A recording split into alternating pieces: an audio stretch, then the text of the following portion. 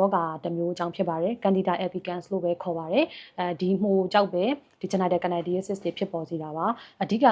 လက္ခဏာတွေအားဖြင့်တော့ genital candidiasis ခံစားရပြီဆိုရင်ဒါအမျိုးသမီးတစ်ယောက်ဆိုလဲသူကအမျိုးသမီးအင်္ဂါကနေ vaginal discharge လို့ခေါ်ရဲပေါ့နော်အဖြူလိုမျိုးခက်နှစ်နှစ်အရည်မျိုးတွေစီးစင်းတာအမျိုးသမီးအင်္ဂါအနားမှာမခံမရနိုင်အောင်ရားရံတာတွေနောက်ပြီးရင်ပူတာမျိုးတွေကိုခံစားရပါတယ်နောက်တစ်ခုကတော့ sexual intercourse လို့ခေါ်တဲ့မိမိရဲ့ partner နဲ့လိင်ဆက်ဆံတဲ့အခါမျိုးတွေမှာလည်းdiscomfort ပေါ့နော်နာတာစိတ်မသက်သာမှုကိုခံစားရတာကိုယုံကြည်မှုလျော့နေတာတွေကိုခံစားရနိုင်ပါတယ် genital candidiasis တွေကအမျိုးသားအင်္ဂါမှာခံစားရတယ်ဆိုရင်တော့အမျိုးသားတွေဟာစီးသွားတဲ့စီးလန်းကြောင်းတစ်လျှောက်မှာ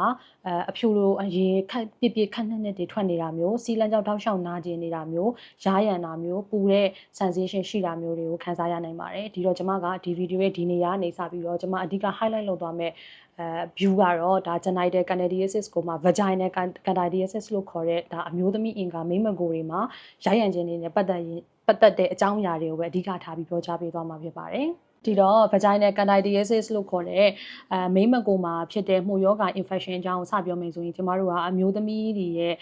အင်္ဂါနဲ့ပတ်သက်တဲ့အကြောင်းကိုစပြောရမှာဖြစ်ပါတယ်အဲ့တော့အမျိုးသမီးအင်္ဂါမှာကျမတို့က lactobacilli လို့ခေါ်တဲ့ဒီ microbes လေးတွေရှိရပေါ့နော်ဒီကောင်တွေဟာဒါအမျိုးသမီးအင်္ဂါကိုကျန်းမာနေအောင်ဒီပေါ့ moisturize လို့ခေါ်တဲ့ဆူဆွနေတဲ့ environment ဖြစ်အောင်အနံ့ဆိုးတွေမထွက်အောင်ကာကွယ်ပေးထားတဲ့ bacilli လေးတွေပဲဖြစ်ပါတယ်ဒီတော့ဒီ lactobacilli တွေနည်းလာပြီးရော့နည်းလာပြီးမရှိတော့ဘူးပျက်စီးပြီဆိုရင်တော့ကျမတို့ကဒါ candidiasis လို့ခေါ်တဲ့မှု infection တွေစဖြစ်တော့မှာပဲဖြစ်ပါတယ်ဒီတော့ဒီ lactobacilli လေးတွေရဲ့အဓိကအလုံးလုံးဆောင်ချက်ကသူက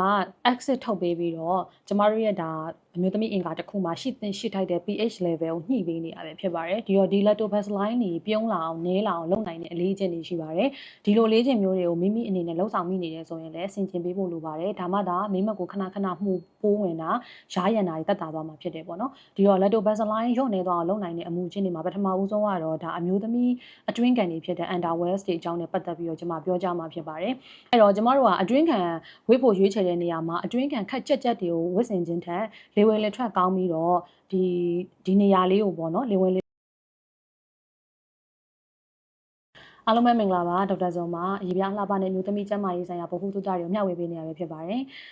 ဒီနေ့ဗီဒီယိုမှာတော့ကျွန်မက genital candidiasis လို့ခေါ်တဲ့ဒါအမျိုးသမီးအင်္ဂါနဲ့ပတ်သက်ပြီးတော့ပေါ့နော်ဒါရားရံတာတွေမှုဆွဲတဲ့အကြောင်းတွေကိုအသေးစိတ်ဆွေးနွေးပေးမှာဖြစ်ပါတယ်ရှင်